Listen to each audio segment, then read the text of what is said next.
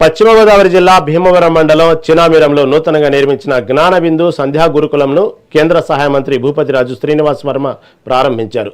ఈ సందర్భంగా సతీ సమేతంగా సరస్వతీదేవి హోమంలో పాల్గొని పూర్ణాహుతి సమర్పించారు. ఈ సందర్భంగా ఆధునిక విద్యతో పాటు భారతీయతను పెంపొందించే గురుకుల విద్యా విధానం నేటి సమాజానికి అత్యంత అవసరమని అన్నారు. ఈ గురుకులానికి రాగానే ఒక స్వయంభూ క్షేత్రానికి వెళ్లినంత ప్రశాంతత కలుగుతుందని కొనియాడారు.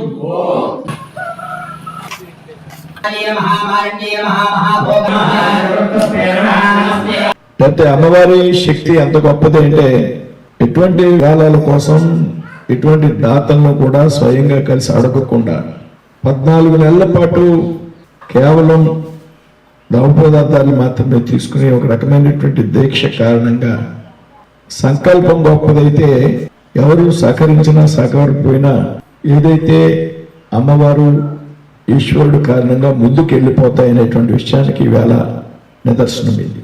నేను అక్కడ చూసి ఆశ్చర్యపోయాను. అంగులు ఆర్భాటాలు కాదు, అక్కడ అడుగు పెట్టిన అంటే నాకు సాంప్రదాయం కనిపించింది. ఒక శక్తి ఏదైతే ఒక స్వయంభూకి వెళ్ళినప్పుడు ఏ రకమైనటువంటి అనుభూతిని పొందుతామో అనుభూతి నాకు వచ్చింది. భారతీయత అనేటువంటి విషయాన్ని మనందరూ కూడా మర్చిపోతున్నాం. దయచేసి పాశ్చాత్య పోకడలకు అలవాటు పడిపోయినటువంటి పరిస్థితి వేళ మన ఇంట్లో కూడా ఉన్నది. ఎక్కడో హైదరాబాద్లో ఉంది, ముంబైలో ఉంది అనుకోద్ది. దయచేసి పాశ్చాత్య పోకడలు అనేటువంటివి మన ఇంట్లో ఉంది. మనందరం కూడా మనకి తెలియకుండానే వేళ పాశ్చాత్య పోకడలోకి వెళ్ళిపోతున్నటువంటి సందర్భం. భారతీయ సంస్కృతి సాంప్రదాయాలకి భవిష్యత్ తరాలు ఇప్పుడైతే ఎవరైతే పిల్లలు ఉన్నారో వారికి చక్కటి అవగాహన ఉండాలనేటువంటి ఉద్దేశంతో సాయంత్రం సమయంలో వారిలో ఏదైతే హోంవర్క్ రెగ్యులర్ గా ఉంటుందో పాఠశాలకు సంబంధించి స్కూళ్ళకి సంబంధించి హోంవర్క్ చేస్తూ సంస్కృతి సాంప్రదాయాల మీద పిల్లలకి అవగాహన పెంచడం.